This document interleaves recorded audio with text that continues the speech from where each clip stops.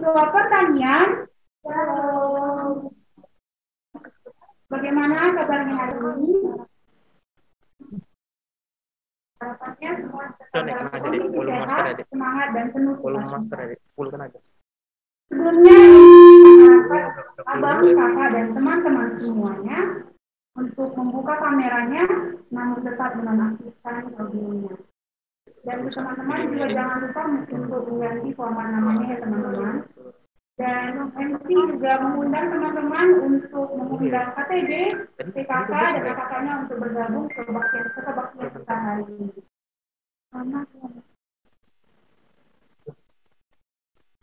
Selamat datang di kebaktian kampus kita yang pertama, Jumat 11 Maret 2022. Tema kebaktian kita hari ini adalah Hipauni, yang artinya setia menemukan. Berbicara tentang Hipauni, MC punya pertanyaan. Siapa dia? Siapa kita? Bagaimana dia menemukan kita? Apakah kita termasuk di dalamnya? Untuk lebih jelasnya, kita akan dibuka oleh kebenaran firman Tuhan yang akan dibawakan oleh abang kita, Bang Romasi Hombi. Pada Bang Romasi Hombi, kami ucapkan selamat bergabung dan selamat melayani Pak. Ya, baik, makasih. Dan saat ini, MC Rindu bertanya kepada satu orang yang beruntung hari ini untuk menjawab pertanyaan dari MC. Untuk adik kita Rosariana Raja Bubuk, boleh dibuka kameranya, Dik.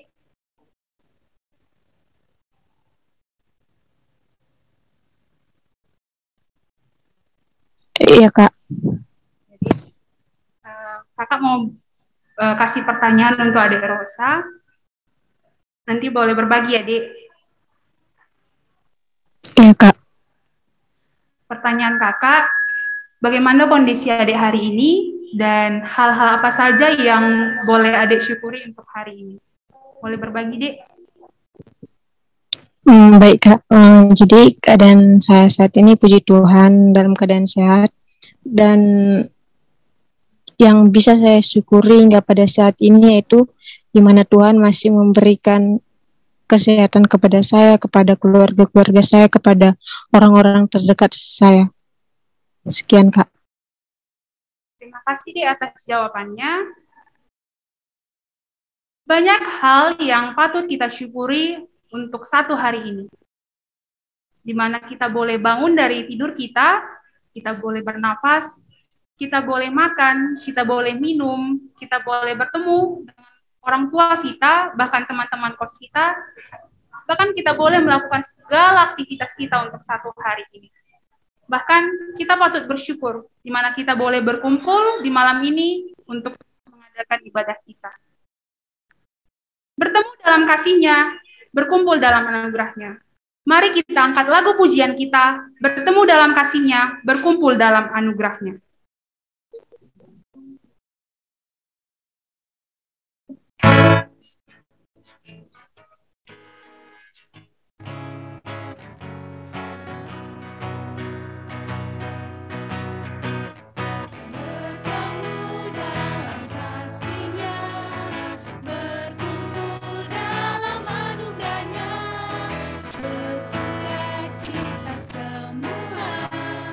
Di dalam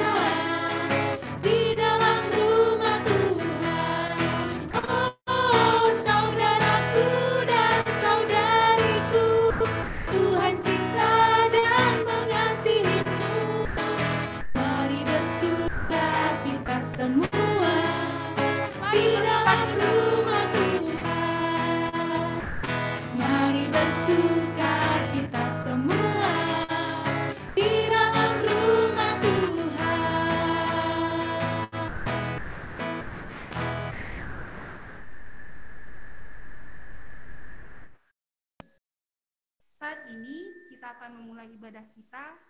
Kita saat teduh sejenak.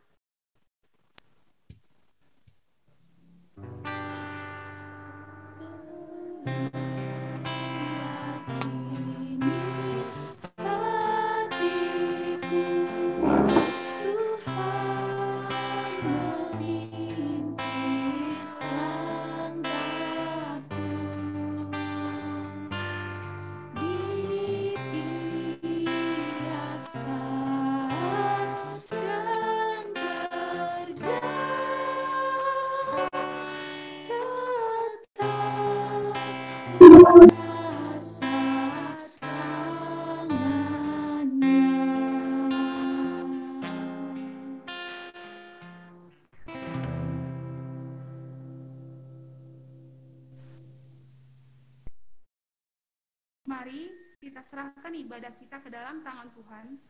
Mari kita bersatu dalam doa. Kami puji Engkau ya Tuhan, Allah yang sungguh luar biasa, yang memelihara kehidupan kami hingga pada malam hari ini. Ya Tuhan, kami di sini berkumpul untuk melakukan ibadah kami.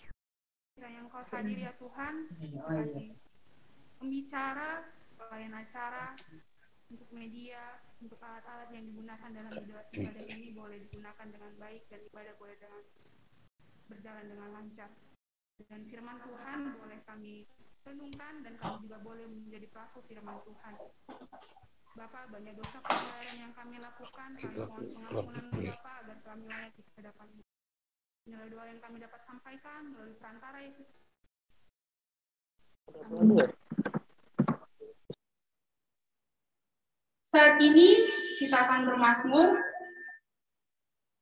diambil dari Mazmur 8 ayat 1 sampai 10. Mazmur 8 ayat 1 sampai 10. MC akan membacakannya untuk teman-teman semuanya dan teman-teman boleh mengikutinya dalam hati. Mazmur 8 ayat 1 sampai 10. Manusia hina sebagai makhluk hidup. Untuk pemimpin biduan, menurut lagu Hikit Mazmur Daud. Ya Tuhan, Tuhan kami, betapa mulianya nama-Mu di seluruh bumi. Keagungan-Mu yang mengatasi langit dinyanyikan. Dari mulut bayi-bayi dan anak-anak yang menyusu. Telah Kau letakkan dasar kekuatan karena lawan-Mu, untuk membungkamkan musuh dan pendendam. Jika aku melihat langit-Mu, buatan jari-Mu, bulan dan bintang-bintang yang Kau tempatkan. Apakah manusia sehingga Engkau mengingatnya? Apakah anak manusia sehingga Engkau mengindahkannya? Namun, Engkau telah membuatnya hampir sama seperti Allah dan telah memahkotainya dengan kemuliaan dan hormat. Engkau membuat dia berkuasa atas buatan tangan-Mu. Segala-galanya telah Kau letakkan di bawah kakinya. Kambing domba dan lembu sapi sekalian, juga binatang-binatang di padang, burung-burung di udara, dan apa yang melintasi arus lautan. Ya Tuhan, Tuhan kami, betapa mulianya nama-Mu di seluruh bumi.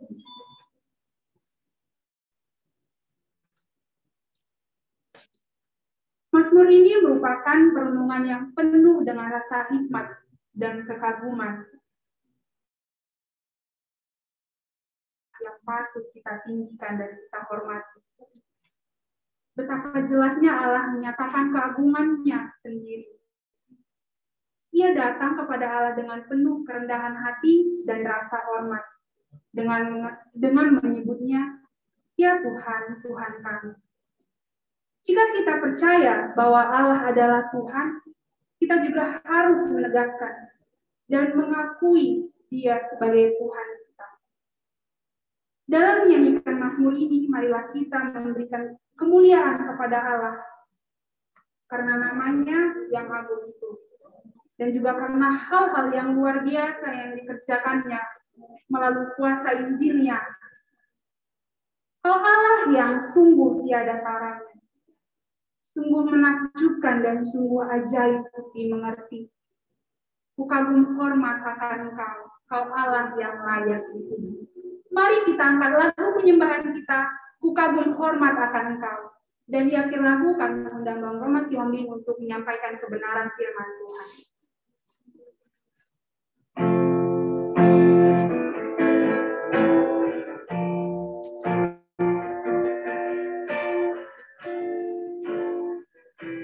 Sungguh indah tiada tara. Sungguh indah tiada taranya, sungguh menakjubkan, sungguh ajaib untuk dimengerti, lebih dari semua yang ada. Hikmat-Mu tiada terselami, kasih-Mu dalam tak terduga. Kau sungguh indah tiada taranya, mulia dan berkuasa.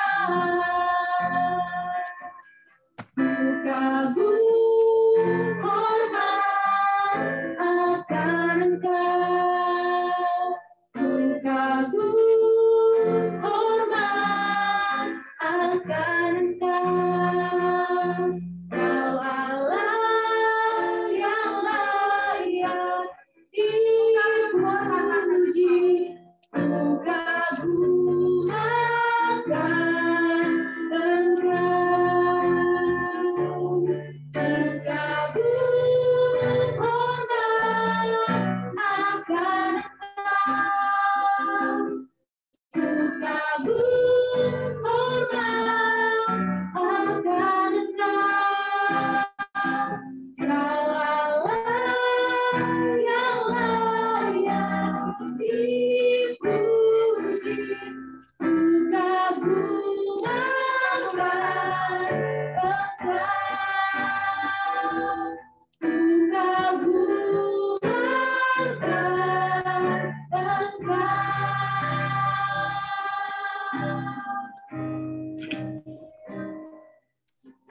Baik, mari kita bersatu di dalam doa. Terpujilah Tuhan Allah yang kami sembah di dalam nama Yesus Kristus. Kami mengagumi Engkau ya Tuhan, sebab Engkau adalah Allah pencipta langit dan bumi. Sebab Engkaulah yang memberikan kehidupan bagi kami. Bahkan seluruh hidup kami, bahkan makhluk apapun, ada dalam jangkauan dan kendali-Mu. Layaklah kami kagum akan Engkau sebab Engkau maha besar, maha dahsyat, dan luar biasa. Dan pada saat ini Tuhan, kami rindu akan firman-Mu. Sampaikan isi hati-Mu. Kendalikan hati, pikiran, dan situasi ini. Bahkan seluruh perangkat ada di dalam jamahan tangan kasih Allah. Terpuji Tuhan, kami sambut firman-Mu. Di dalam nama Tuhan, Yesus Kristus, kami berdoa. Haleluya. Amin. Shalom teman-teman sekalian. Terpuji Tuhan, anugerah Tuhan begitu luar biasa kita nikmati. Minta maaf kepada panitia pengurus dan teman-teman, ada kesalahan teknis tadi. Mudah-mudahan suara saya sudah bisa didengar. Saya cek dulu, apakah suara saya bisa didengar? Jelas, Bang. Oke, baik. Baik, makasih adik-adik sekalian. Baik, saudara yang terkasih, sebagaimana sudah disebutkan MC kita tadi berulang-ulang, bahwa ada tema yang diberikan kepada saya, ini yang akan kita geluti. He found me. Dia menemukanku. Kenapa harus ditemukan? Karena sebelumnya hilang.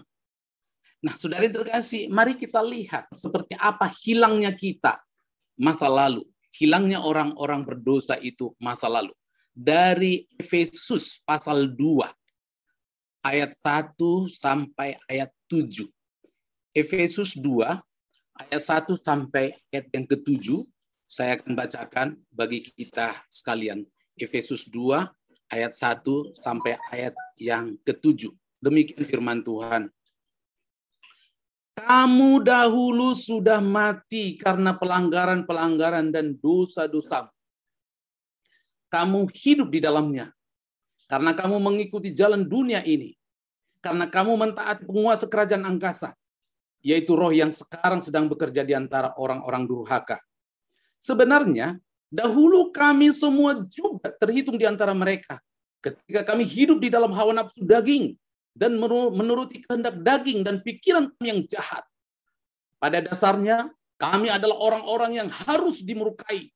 Sama seperti mereka yang lain. Tetapi Allah yang kaya dengan rahmat, oleh karena kasih-Nya yang besar yang dilimpahkannya kepada kita, telah menghidupkan kita bersama-sama dengan Kristus. Sekalipun kita telah mati oleh kesalahan-kesalahan kita, oleh kasih karunia kamu diselamatkan.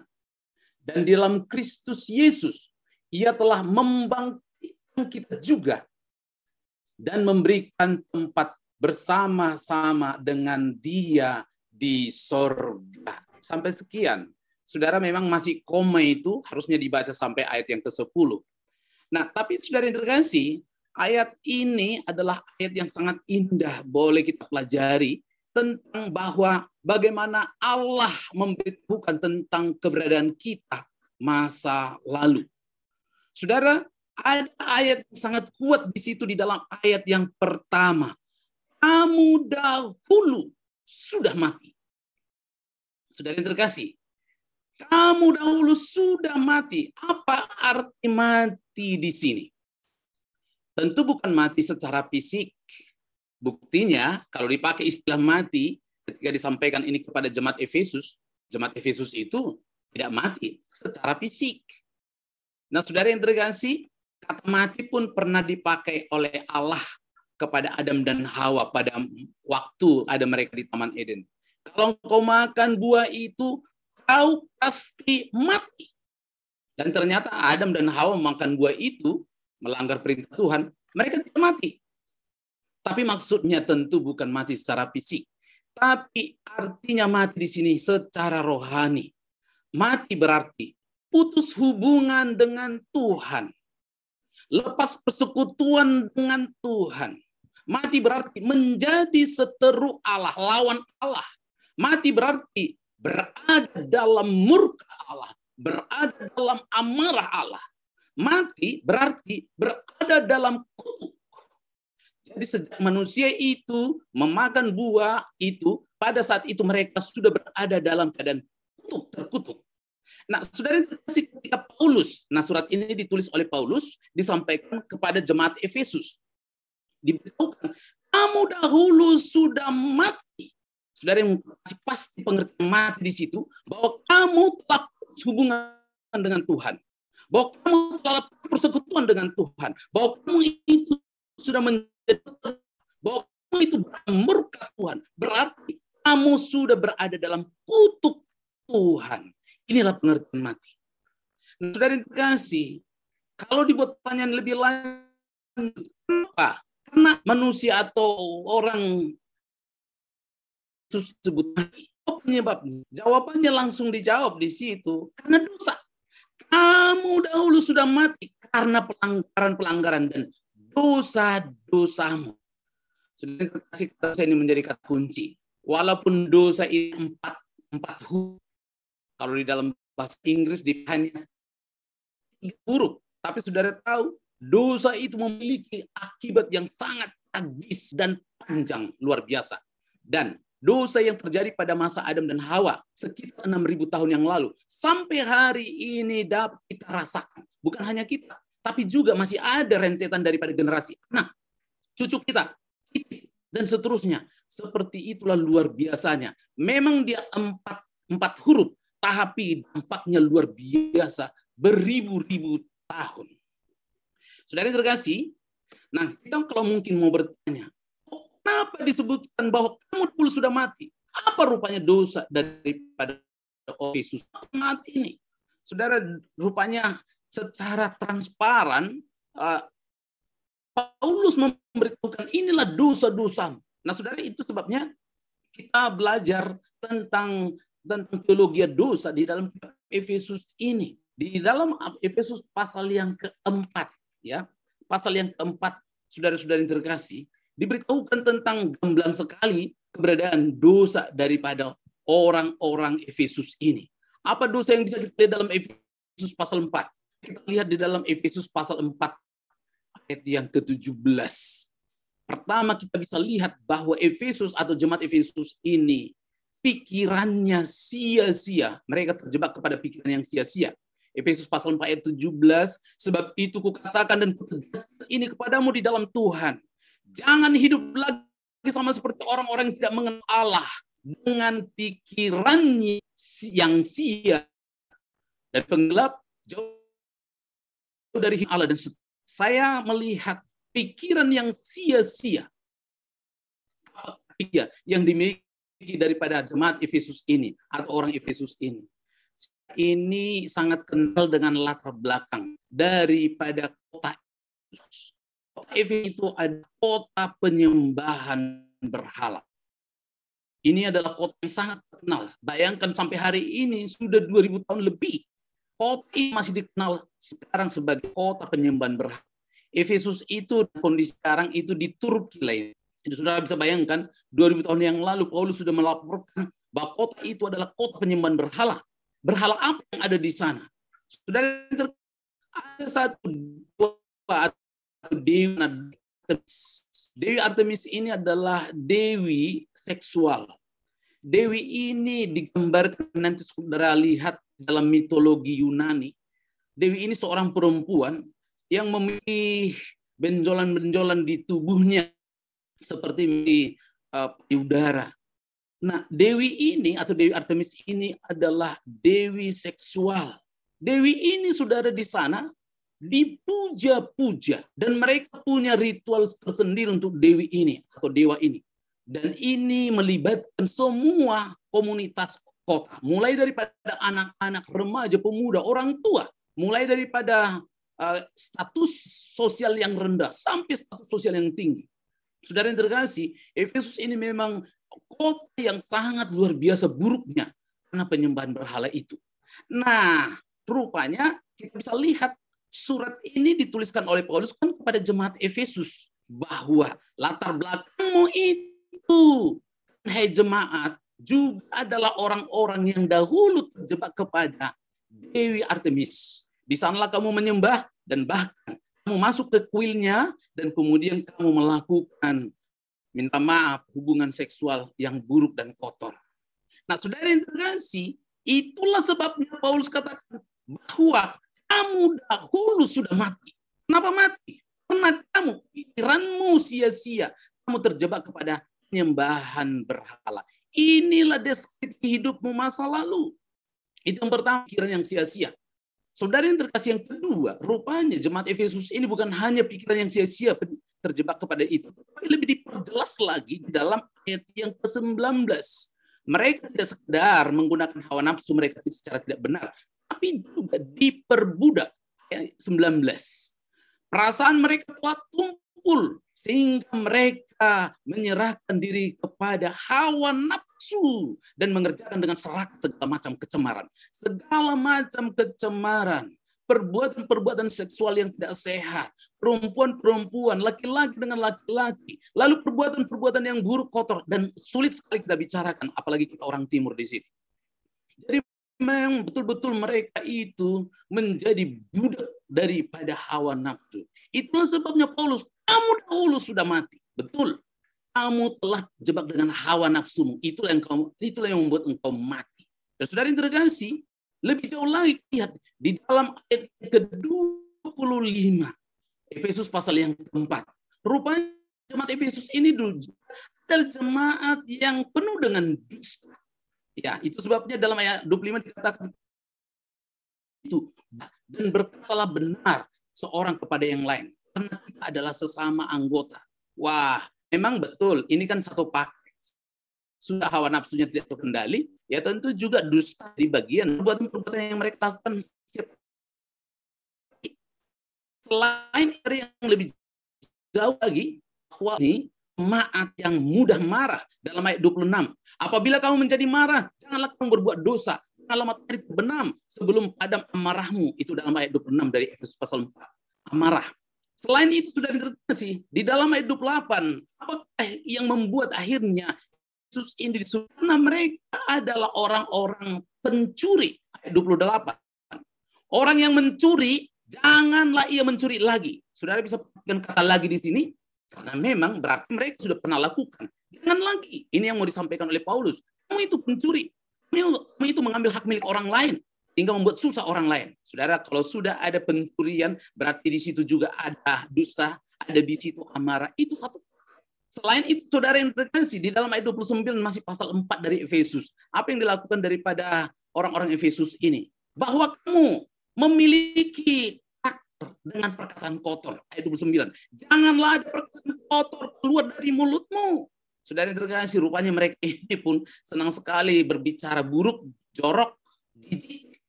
Saudara, kalau kita bisa lihat, memang Efesus ini menjadi wilayah dosa yang luar biasa. Selain itu di dalam ayat 30 dikatakan bahwa orang Efesus ini mendukakan Roh Kudus.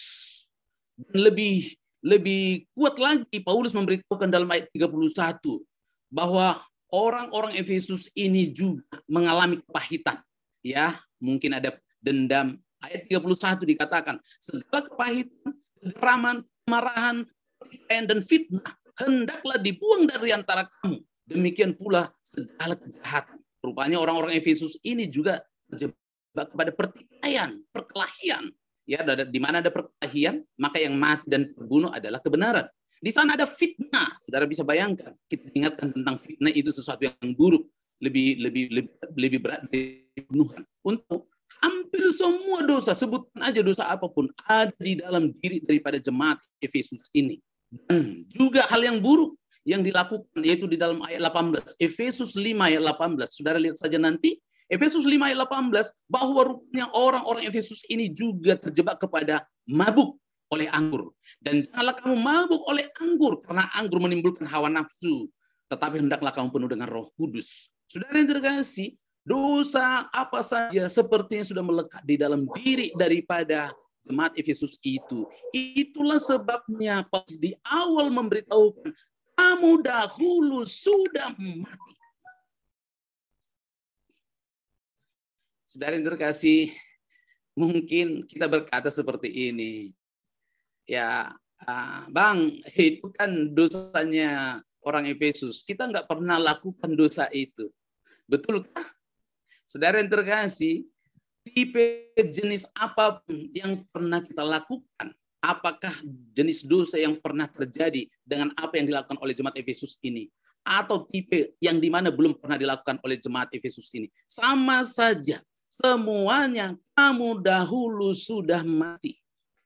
Saudara yang terkasih, mungkin kita kembangkan dengan aplikatif. Bahwa dosa mungkin yang kita lakukan, mungkin kita tidak pernah sampai mencuri.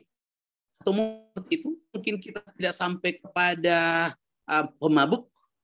Tapi mungkin ada dosa lain, dosa yang mungkin saudara lakukan, yang dimana saudara mungkin tidak menyadarinya, pernah dibawa kepada perdukunan. Berarti kita sudah terjebak kepada penyembahan berhala, walaupun mungkin kita tidak sadari. Atau mungkin ada dosa lain. Nah, ini dosa modern. Saudara yang terkasih, di depanmu sekarang ada alat komunikasi yang begitu canggih. Saudara, mari kita dengan jujur di hadapan Tuhan. Karena menurut penelitian, bahwa gadget atau handphone yang dipakai oleh remaja dan pemuda 85% pernah digunakan untuk menonton video-video atau film-film porno, membaca dan melihat di sana. 85-90%. Nah, saudari terkasih, itu merupakan penelitian 3-4 tahun yang lalu. Mungkin lebih berkembang lagi. Jangan-jangan sudah sampai 95 atau 99%. Kita bisa lihat di sini. Ya memang kalau mungkin dalam sebuah pengamatan saja. Tapi kalau itu kita menjadi adiktif. Kita menjadi kecanduan. Saudara yang terkasih, ingatlah. Tubuhmu adalah roh Allah. Tubuh kita ini, organ tubuh kita ini bukan milik kita. Bukan kita yang menciptakan tangan kita. Bukan kita yang menciptakan kepala kita. Itu semua diciptakan oleh Sang Pencipta, yaitu Allah. Kita hanya memiliki hak memakai, menggunakan sesuai dengan kehendak Pencipta. Bukan hak memiliki. Kalau memang tubuh kita ini milik kita, berarti kita tidak boleh mati. Karena keinginan kita tidak mati. Tapi kenapa kita bisa mati? Karena memang tubuh kita bukan milik kita, milik Sang Pencipta. Itu sebabnya sudah terkasih. Karena tubuh kita ini adalah bait roh Allah, tempat tinggalnya Roh Kudus. Berarti kita wajib memelihara dan menjaga hidup suci, hidup benar di hadapan Tuhan. Dan kita sudah mendapatkan penerangan tadi, apa yang dikatakan Paulus. Aku mau katakan kepadamu jemaat Efesus, bahwa engkau adalah manusia yang sangat brutal, kotor, jorok, dan itu sudah dahulu kamu sudah mati. Saudara yang terkasih, kita selalu kalau sudah bicara tentang dosa, selalu diingatkan bahwa upah dosa adalah maut. Maut. Apa itu maut? Kematian. Kematian kekal. Tidak sekedar kalau saudara pernah pergi mungkin ke satu tempat, lalu disebutkan hati-hati. Karena waktu itu ada saudara lihat jurang. Hati-hati maut. Hati-hati maut. Maut itu hanya kecelakaan, lalu kemudian jatuh, lalu mati fisik. Tapi maut di sini di dalam Roma pasal 3:23 bahwa upah dosa adalah maut. Itu artinya adalah neraka. Itu artinya kematian kekal. Itu artinya hukuman abadi. Itu artinya kematian yang sangat mengerikan. Saudara, kata neraka itu diadopsi dari istilah yaitu Gehenna, gitu ya. Kata neraka diadopsi dari istilah Gehenna. Gehenna itu atau Gehinnom, ya. Itu adalah suatu nama lembah. Jadi Gehenna atau itu nama lembah dekat Yerusalem. Nah, gitu ya. Hinnom. Nama Hinnom itu diadopsi dari pemilik lembah. Jadi ada pemilik lembah itu orang kaya bernama Ben Hinnom. Jadi dia buatlah lembah miliknya itu adalah Hinnom. Suatu lembah yang sangat menyeramkan. Saudara tahu bahwa di lembah itulah mayat-mayat penjahat yang dihukum mati dibuang. Di lembah itulah hewan-hewan mati juga, bahkan sampah-sampah dibuang. Jadi karena ada mayat-mayat di situ, saudara, maka lembah itu harus dibakar karena membawa penyakit. Dan lembah itu menakutkan. Sebabnya harus dibuat pembakaran setiap pagi, siang, sore, dan malam. Kenapa? Karena selalu datang mayat-mayat, termasuk mayat-mayat atau termasuk juga hewan yang mati. Dan harus dibakar di sana. Itu bau kotor dan jorok. Dibakar. Dan artinya hampir 24 jam pagi, siang, sore, dan malam. Nah, saudara yang kasih rupanya Ben Hinnom atau kata Hinnom itu, lembah itu, akhirnya diadopsi menjadi nama Gehenna, Gehinnom, dan di dalam pengertian kita ada neraka. Neraka itu yang kita paham adalah tempat pemeran orang-orang berdosa, ya, sama seperti lembah Hinnom tadi, tempat pembakaran mayat.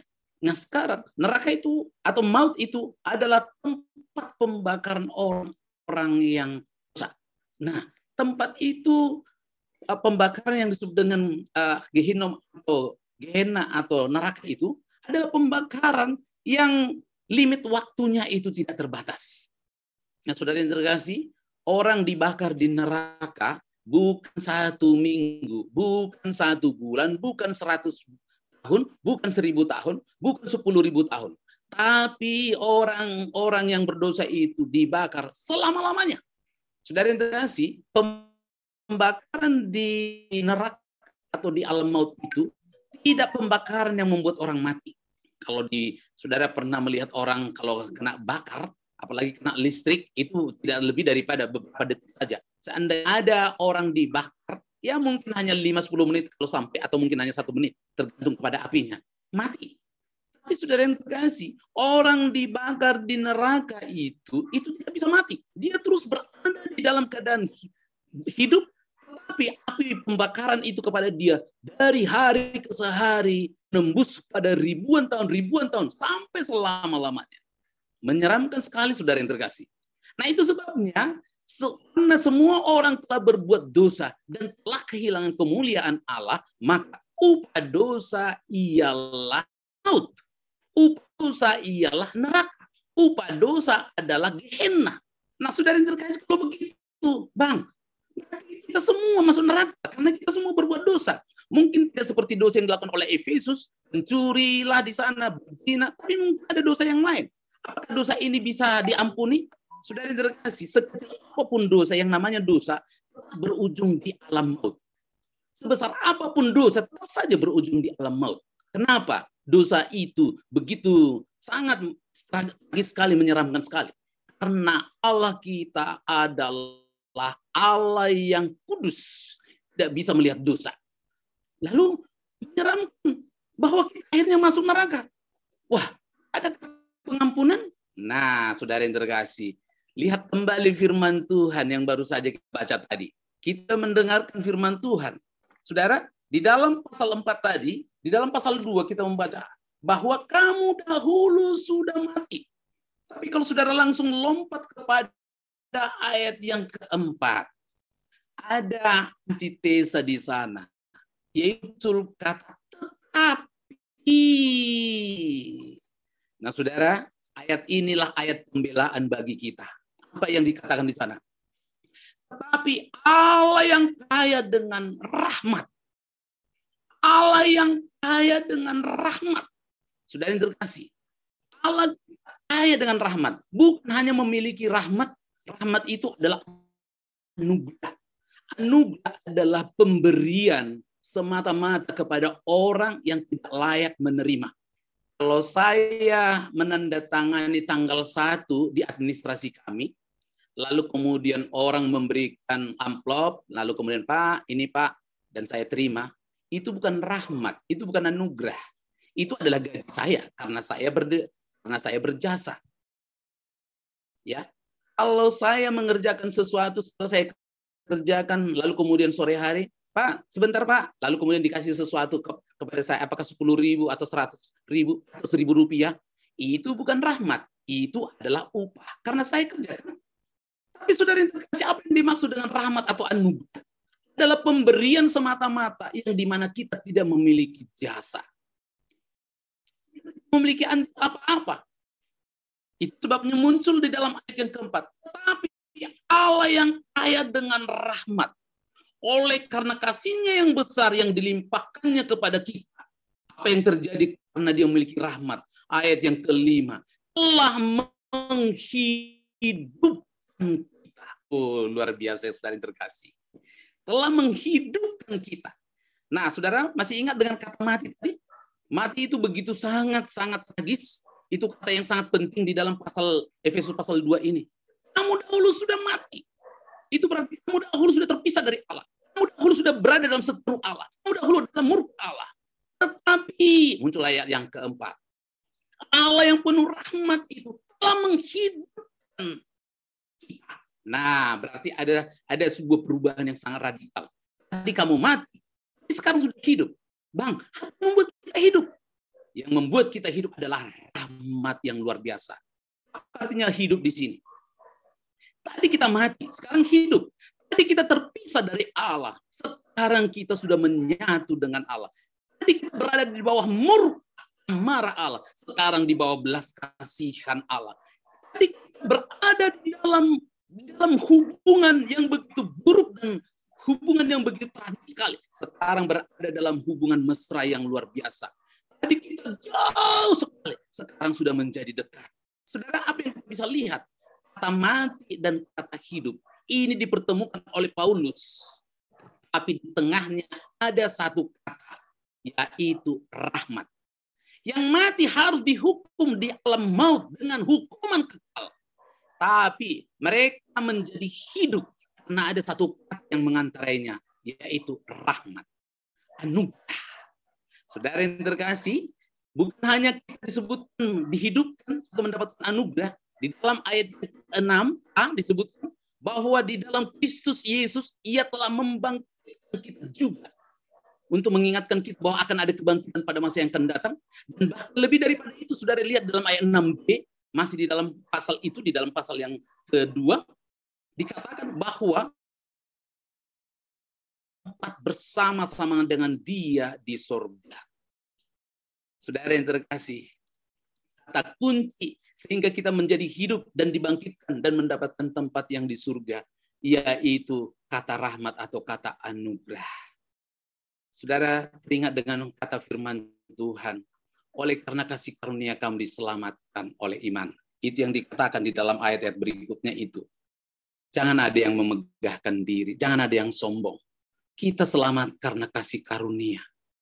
Saudara, Kristus telah menebus kita dari kutuk hukum Taurat dengan jalan menjadi kutuk karena kita.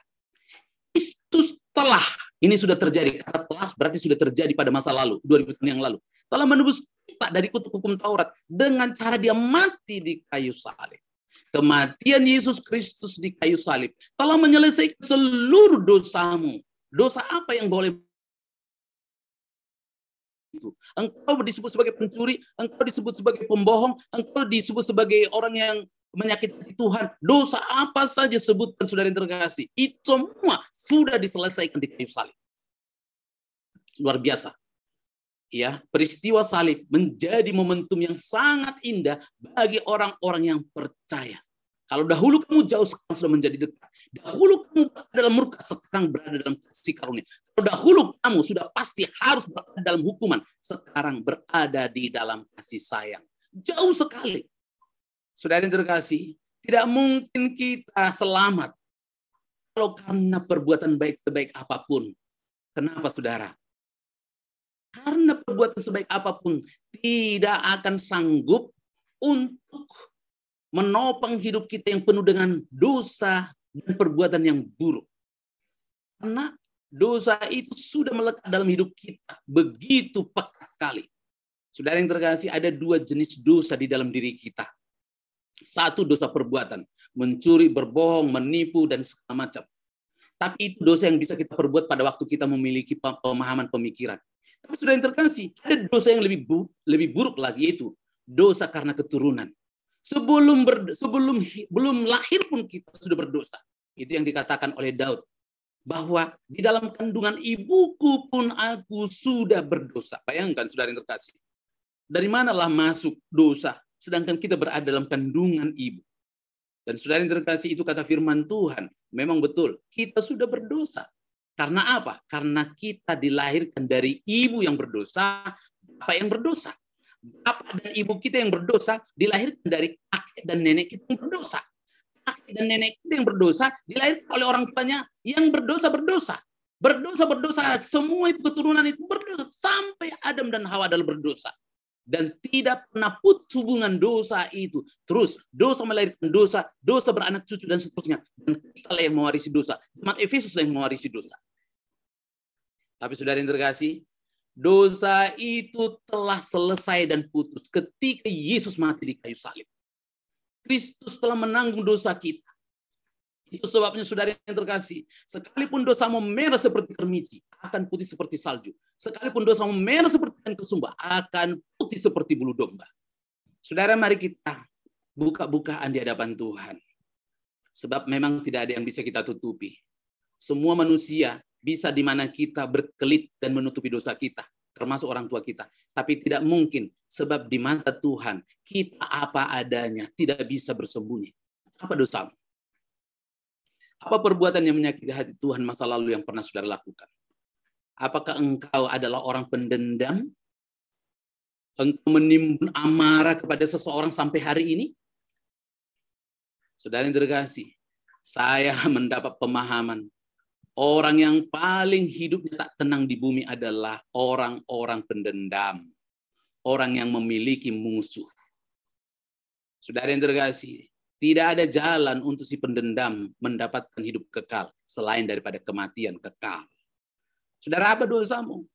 Engkau mungkin dosa yang di mana engkau pernah menghina orang lain. Dosa apa lagi yang saudara pernah lakukan? Dosa mungkin perbuatan yang tidak senonoh. Mungkin engkau memiliki pergaulan yang tidak benar. Engkau telah melakukan sesuatu perbuatan dosa yang buruk dan kotor.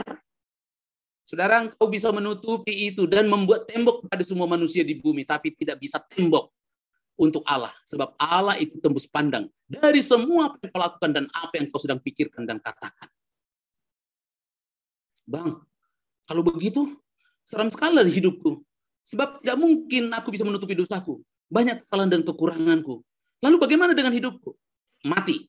Neraka. Neraka. Ngeri sekali. Betul. Tapi syukurlah. Ingat. Antara neraka dengan surga ada satu kata yang indah. Rahmat. Bukankah Allah penuh rahmat? Bukankah Yesus penuh kasih karunia? Dia telah menanggung seluruh dosamu di kayu salib. Bukankah dikatakan 1 Petrus 1:18 ayat 19 dan 19. Tidak tahukah kamu bahwa kamu telah ditebus dari cara hidupmu yang sia-sia yang kamu warisi dari nenek moyangmu. Itu bukan dengan emas dan perak. Tapi engkau ditebus bukan dengan emas dan perak. Tapi engkau ditebus dengan darah. Darah anak domba yang tak bercacat, tak bercela. Saudara yang terkasih, kita diingatkan oleh Petrus tentang dosa kita. Bahwa dosa kita penuh dengan hal yang sangat buruk dan kotor. Tapi itu semua telah diselesaikan oleh Kristus. Dan engkau sudah mendapatkan penebusan. Bukan dengan emas dan perak. Tapi dengan darah. Darah anak domba yang tak bercacat, tak bercela. Kematian Yesus telah menyelesaikan seluruh hutang kita masa lalu. Masa kini. Dan masa yang akan datang. Hutang dosa. Dan adalah ayat yang paling menyejukkan dan menyegarkan kepada saya selalu. Mungkin saudara juga, Yohanes 3:16. Karena begitu besar kasih Allah ke dunia, sehingga ia mengaruniakan anaknya yang tunggal, supaya setiap orang yang percaya kepadanya tidak binasa, tidak masuk neraka, tidak masuk maut, melainkan beroleh hidup yang kekal, melainkan mendapatkan kebahagiaan kekal, surga. Kata yang paling penting di sana adalah kasih. Karena begitu besar kasih Allah akan dunia ini. Kasih. Yesus pemilik kasih yang sesungguhnya. Dia rela mati untuk menebus dosa dan kesalahan kita. Saudara yang terkasih, itulah sebabnya ketika dituliskan Efesus ini, kita dahulu sudah mati. Sekarang kita telah dihidupkan. Kita telah dibangkitkan. Kita telah mendapatkan tempat yang indah di surga. Saudara, kembali dengan tema yang kita geluti. He found me. Dia menemukanku. Dahulu kita hilang. Dahulu engkau hilang. Hilang oleh karena dosa. Dan hilang sedang menuju ke alam maut. Ke alam Gehenna. Ke alam neraka. Ke alam hukuman. Tapi di sana berdiri Yesus dan memberitahukan, aku mengampunimu. Aku telah menyelesaikan dosa dan kesalahanmu. Berbaliklah. Dan itulah sebabnya saudara yang terkasih. Kita tidak lagi manusia yang hilang. Kita telah ditemukan oleh Dia. He found me. Yesus telah menemukanku. Dan Dia menemukanku dengan anugerah. Dengan kasih karunia-Nya. Dia menemukanku itu berarti Dia telah melepaskan aku dari perhatian yang menyala-nyala. Sekarang ke satu tempat yang indah. Dia menemukan aku berarti yang dahulu hidupku itu ada di dalam cengkraman maut. Sekarang di bawah rahmat kasih karunia. Saudara yang terkasih, pada malam hari ini, saudara sudah mendengarkan firman Tuhan. Bahwa hidup kita dahulu dan hidup kita masa kini. Dan semua diantarai oleh kasih atau rahmat. Maukah engkau hari ini, pada malam ini, walaupun secara terbatas melalui Zoom ini, saudaraku, maukah engkau mengakui bahwa engkau adalah orang berdosa? Apakah saudara tahu bahwa Tuhan sangat melihat keberadaanmu semuanya 100% bahwa engkau adalah orang berdosa? Ataukah kita bertahan? Tidak ada pernah aku berbuat dosa. Tapi saudara yang terkasih, kalau engkau mengaku seperti yang dikatakan firman Tuhan, kalau engkau mengaku dengan dosamu, Ia setia dan adil yang akan memberi pengampunan. Yang kedua, saudara yang terkasih, maukah engkau sebagai orang berdosa sekarang datang kepada Dia, kepada Yesus Kristus? Maukah engkau membuka hati menerima Dia sebagai Tuhan dan Juru Selamatmu? Maukah mengundang Dia supaya Yesus ada di dalam hatimu? Saudara yang terkasih, ini semua keputusannya ada di tanganmu. Tapi kita sudah mendengarkan satu firman Tuhan yang saya sebutkan tadi. Dosa apapun yang ada dalam dirimu sudah diberitahukan kepada kita. Sekalipun dosamu merah seperti kermisi, akan putih seperti salju.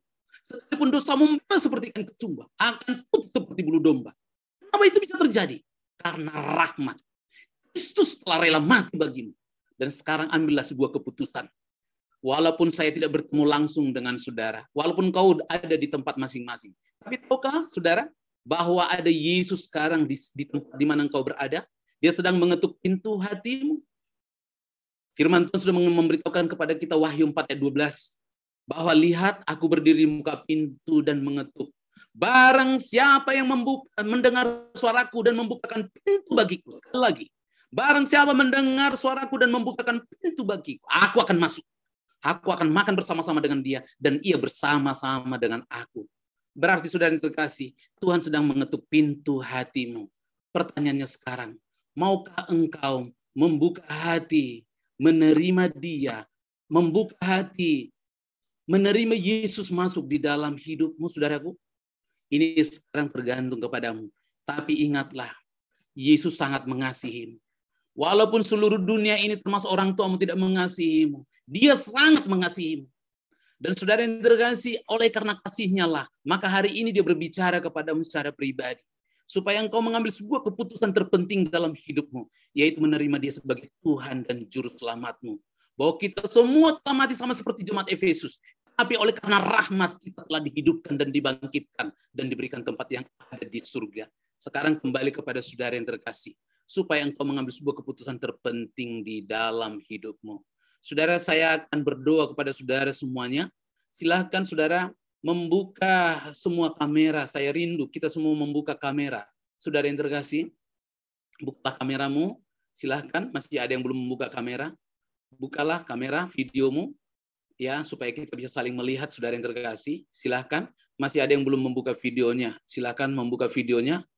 Teman-teman, puji Tuhan dibuka videonya. Baik, silahkan. Silakan semua membuka videonya. Baik. Saudara yang terkasih, saya rindu. Saudara mengambil sebuah keputusan terpenting dalam hidupmu sekarang.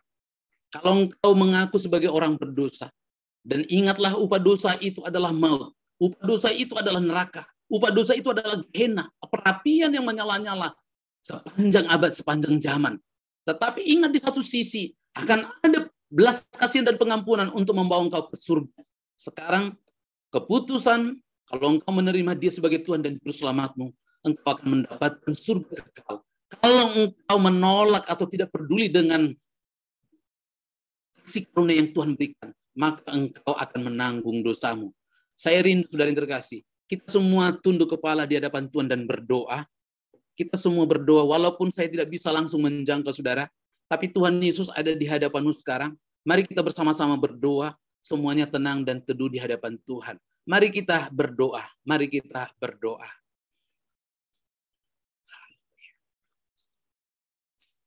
Saudaraku yang terkasih di dalam nama Tuhan Yesus Kristus.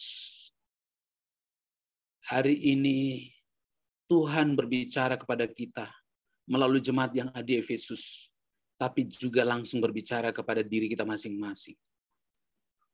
Saudara, maukah saudara pada hari ini mengambil keputusan yang terpenting itu, menerima Yesus, karena dia sendiri yang telah menanggung engkau di Kalvari, di kayu salib, menanggung dosa, kesalahan, dan pelanggaranmu.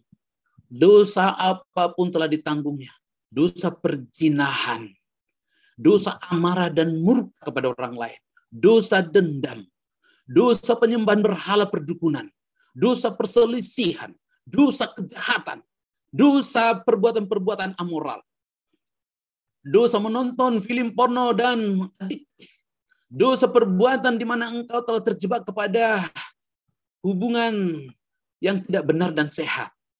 Saudara yang terkasih, hari ini ambillah sebuah keputusan. Terima dia sebagai Tuhan dan Juru Selamatmu, sebab dia telah mengetuk pintu hatimu. Dan dia sekarang ada di hadapanmu. Lihat, aku berdiri di buka pintu dan mengetuk. Barang siapa yang mendengar suaraku dan membukakan pintu bagiku, aku akan masuk. Aku akan makan bersama-sama dengan dia dan ia bersama-sama dengan aku. Saudara yang terkasih, dengan keterbatasan daripada perangkat yang kita pakai, tapi saya mau supaya saudara mengambil sebuah keputusan terpenting. Bagi saudara pada malam hari ini, mau mengambil keputusan menerima Yesus sebagai Tuhan dan Juru Selamat, Mau menerima Yesus yang telah menanggung dosamu di Kalvari di kayu salib. Mau menerima Yesus yang sudah memberikan hidupnya, rahmatnya yang luar biasa. Kalau engkau mau terjadi keselamatan oleh anugerahnya, kalau engkau menolak, itu berarti engkau akan mengalami alam maut. Kalau engkau mengambil keputusan hari ini, itu menjadi keputusanmu seumur hidupmu. Mau kau mengambil keputusan hari ini menerima dia? Kalau ada di antara saudara-saudaraku, mau mengambil keputusan, dan kita berada di sini jumlah 106 orang, silahkan tunjuk tangan, walaupun sangat terbatas. Buatlah tanganmu di samping wajahmu supaya saya melihat dan saya mau berdoa untuk saudara yang terkasih. Kalau engkau mengambil keputusan, bagi saudara yang mengambil keputusan, mau menerima Yesus sebagai Tuhan dan Juru Selamatnya, buatlah tanganmu di sebelah wajahmu. Dan saya mau berdoa untuk saudara. Saya mau menyampaikan permohonan doa supaya Tuhan berbelas kasihan kepada saudara. Kita sudah mendapatkan jaminan keselamatan, bukan karena kebaikan kita, tapi karena rahmat. Hari ini saudara di tempatmu yang sangat terbatas, kita tidak bisa saling melihat secara langsung. Tapi Roh Kudus ada di hadapanmu sekarang. Kalau engkau mau mengambil keputusan menerima dia sebagai Tuhan dan Juru Selamatmu, angkatlah tanganmu dekat dengan sebelah wajahmu. Sebab saya mau berdoa untuk saudara. Jangan malu. Rasa malumu tidak menyelesaikan dosamu. Rasa malumu itu tidak akan menyelesaikan perbuatan-perbuatanmu yang buruk masa lalu. Tapi kalau engkau mengambil keputusan hari ini, belas kasihan Tuhan mengalir. Dia yang memberitahukan kepada kita. Barang siapa yang datang kepadanya tidak dibuang, tidak diabaikan. Tapi yang datang itu akan dihargai dan begitu berharga di hadapan Tuhan.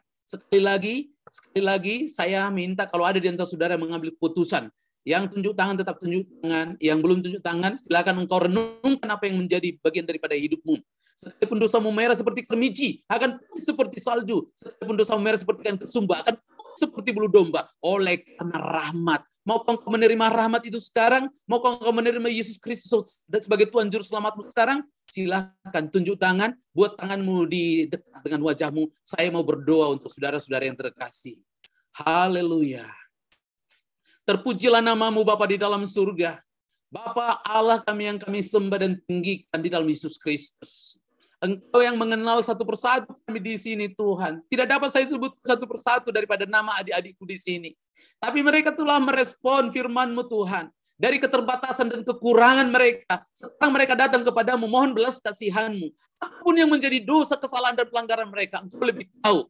Apakah dosa murka, apakah dosa dendam, dosa sakit hati, dosa perdukunan, dosa perbuatan yang tidak senonoh, dosa pergaulan bebas, dosa-dosa yang lain yang mungkin tidak dapat disebutkan. Tapi apapun dosa itu, saudara, Tuhan, Engkau sudah menentukan kepada kematian kekal. Tapi hari ini, Tuhan, Allah yang kami sembah dalam nama Yesus Kristus, sudah memberitahukan kepada kami bahwa sekali dosa apapun, semuanya sudah ditanggung oleh Yesus di Kalvari. Tuhan, adik-adikku di sini setelah menunjukkan tangannya, menyerah di hadapan Tuhan dan berkata sebagai orang berdosa, tapi sekaligus memohon belas kasihan dan pengampunan.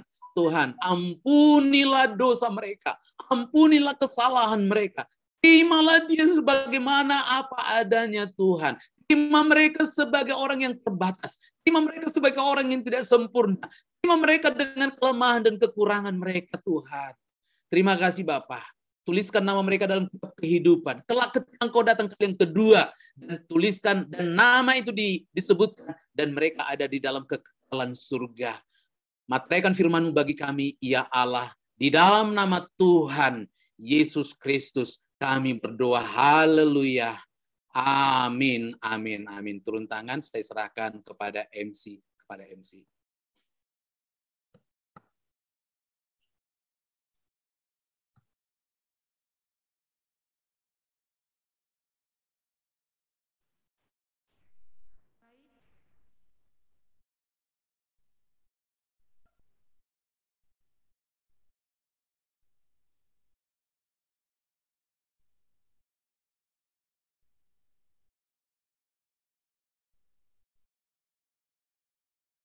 Baik, terima kasih Bang.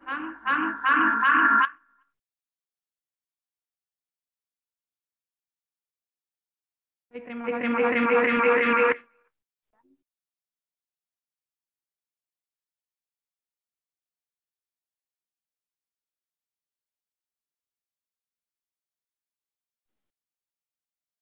Biarlah firman yang telah kita dengar boleh kita renungkan dalam hati kita dan kita boleh berlaku dari firman Tuhan.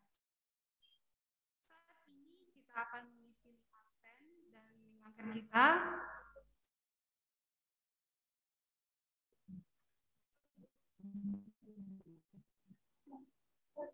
Saat ini kita akan mengisi link absen dan link angket kita. Untuk teman-teman boleh melihatnya dalam room chat. Teman-teman boleh membuka dan mengisi angketnya. Waktu untuk mengisinya 2 menit ya teman-teman.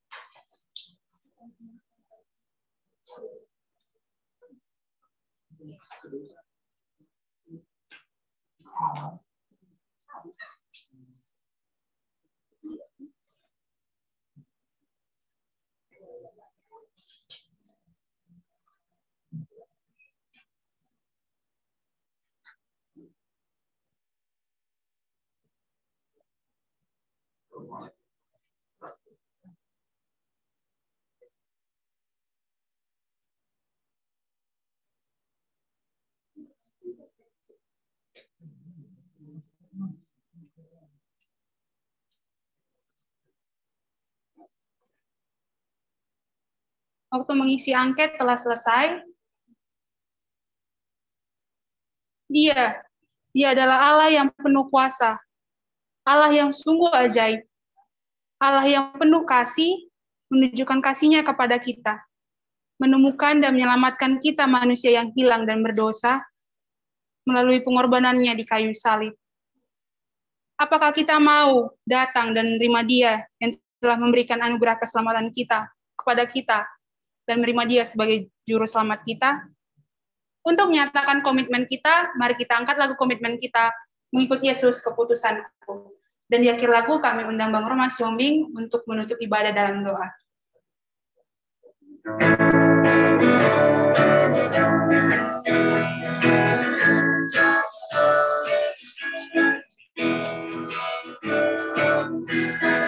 Mengikut Yesus keputusanku. Yesus keputusan, mengikut Yesus keputusan, mengikut Yesus keputusan, ku tak ingkar. Walau sendiri mengikut Yesus. Walau sendiri ku ikut Yesus, walau sendiri ku ikut Yesus, walau sendiri ku ikut Yesus, ku tak ingkar. Dunia di belakang, salib di depan. Dunia di belakang, salib di depan. Dunia di belakang, salib di depan. Dunia di belakang, salib di depan. Ku tak ingkar, ku tak ingkar. Baik, kita akan tutup peribadahan kita. Nanti lagu Bapak terima kasih saya serahkan langsung dinyanyikan yang di onsite. Mari kita bersatu di dalam doa. Itu keputusan kami Tuhan, mengikut Engkau. Sebagai keputusan tertinggi dari semua keputusan. Karena mengikut Engkau, kami mendapatkan kehidupan, hidup kekal. Karena dahulu kami sudah mati. Kami dahulu hilang. Kami berada di dalam hawa nafsu daging. Kami berada di dalam perbudakan dosa. Hidup kami begitu sangat tragis. Dan sungguh akhirnya berada di dalam alam maut. Tetapi kami bersyukur Engkau memiliki kasih yang sangat luar biasa. Dan Engkau yang memberitahukan penuh rahmat. Itu sebabnya bukan mengarah ke maut hidup kami, tapi ke arah hidup yang kekal, ke arah surga. Terima kasih Bapa dalam surga. Terpujilah Tuhan. Engkau sudah memimpin daripada peribadahan kami dari awal sampai selesai. Engkau sudah memakai anak-anak-Mu sesuai talenta dan karunia, dan mereka sudah memberi yang terbaik. Bahkan Engkau sudah memberi kesempatan kami Tuhan, walaupun secara terbatas melalui Zoom ini, Tuhan sendiri yang melakukan ini, sehingga peribadahan ini selesai. Dan untuk seterusnya Tuhan, Engkau memberkati kami. Dan hamba-Mu secara khusus berdoa untuk semua orang-orang muda. Jangkaulah mereka dimanapun mereka berada Tuhan. Buatlah mereka yang mengambil keputusan hari ini Tuhan, untuk memiliki kerinduan untuk berakar, bertumbuh, dan berbuah. Supaya hidup mereka Tuhan semakin dewasa. Dan memberi dampak yang begitu luar biasa. Mulai malam ini, mereka akan berada dalam hidup yang indah karena Tuhan yang menjamininya. Terpujilah Tuhan, seusai dari rangkaian acara yang dilakukan oleh anak-anak-Mu dan kami semua. Tuhan berkati kami, bahkan akan melakukan tugas aktivitas kami. Tuhan memimpin dan melindungi kami. Inilah doa kami, inilah pujian kami, penghormatan kami. Kami taruh di mezbah kasih Allah. Dipermuliakanlah nama-Mu Bapa, kekal sampai selama-lamanya. Dan dengarkanlah doa kami, seperti doa yang telah diajarkan Tuhan Yesus kepada kami. Bapa kami yang di sorga, dikuduskanlah nama-Mu, datanglah kerajaan-Mu, jadilah kehendak-Mu di bumi seperti di sorga.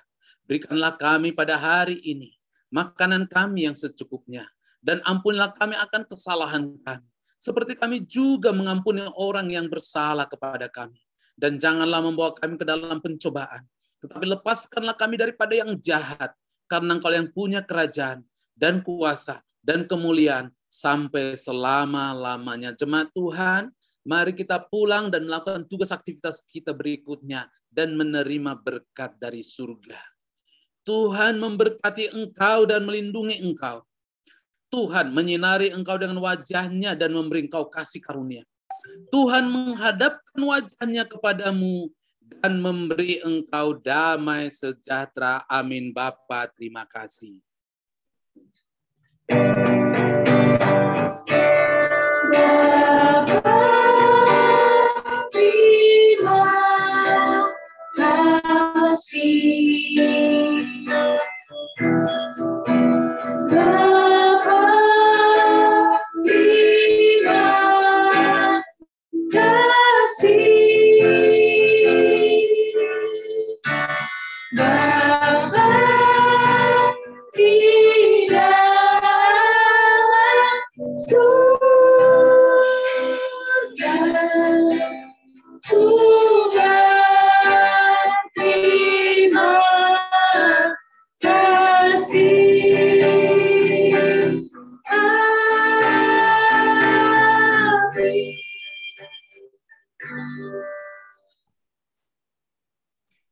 Amin. Tuhan Terima kasih. Ya, silakan. Terima kasih, Bang. Terima kasih juga untuk teman-teman yang sudah join di ibadah kita malam hari ini. Dan bagi teman-teman yang belum mengisi link absen dan angketnya, boleh diisi ya teman-teman. Dan sampai jumpa lagi di kebaktian kampus kita di tanggal 25 Maret 2022. See you, Tuhan Yesus memberkati. Oke, terima kasih untuk semua para pelayan dan semua teman-teman, adik-adik. Tuhan Yesus memberkati. Saya Levia, Tuhan Yesus memberkati. Bang, jangan kita mau adain sesi foto. Untuk teman-teman jangan keluar dulu ya teman-teman. Baik, silakan Dek, silakan. Untuk teman-teman semua boleh membuka kameranya. Boleh dipasang senyumnya ya teman-teman.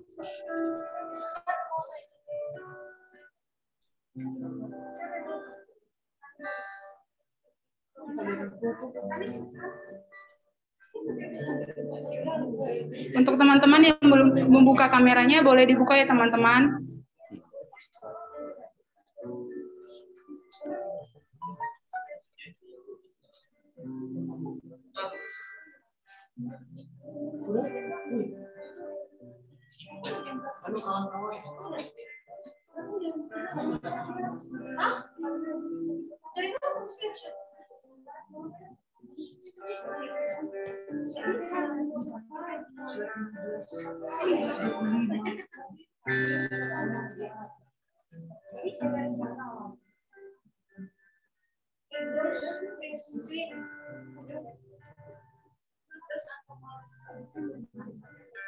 Oke, kita akan mengambil foto. Senyum ya teman-teman. 1, 2, 3. Slide selanjutnya. 1, 2, 3. Slide selanjutnya. 1, 2, 3. Oke, satu slide terakhir ya teman-teman. Dibuka kameranya, jangan lupa untuk senyum. 1, 2, 3. Oke, terima kasih teman-teman udah join kebaktian kita hari ini. Tuhan Yesus memberkati. Shalom. Halo. Halo. Terima kasih Pak. Oke, ya terima kasih adik-adik semuanya. Tuhan berkati. Oke. Bertemu dalam kasih. Ya. Ya Bang, terima kasih Bang. Bertemu dalam kasih.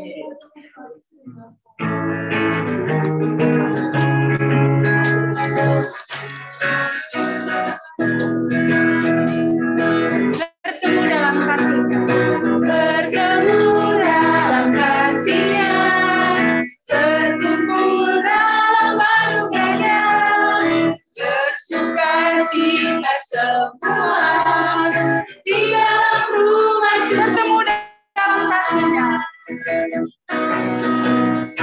Bertemu dalam kasih-Nya. Berkumpul dalam anugerah-Nya.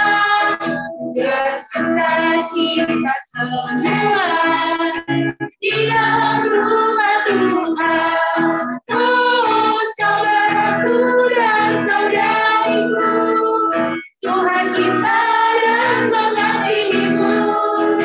Mari bersuka cita semua di saudaraku dan saudariku. Oh, saudaraku dan saudariku, Tuhan cinta dan mengasihimu. Mari bersuka cita semua di dalam dua saudaraku dan saudariku. Oh, saudaraku dan saudariku, Tuhan cinta dan mengasihimu. Mari bersuka cita semua. Mari bersuka cita semua. Mari bersuka cita semua di dalam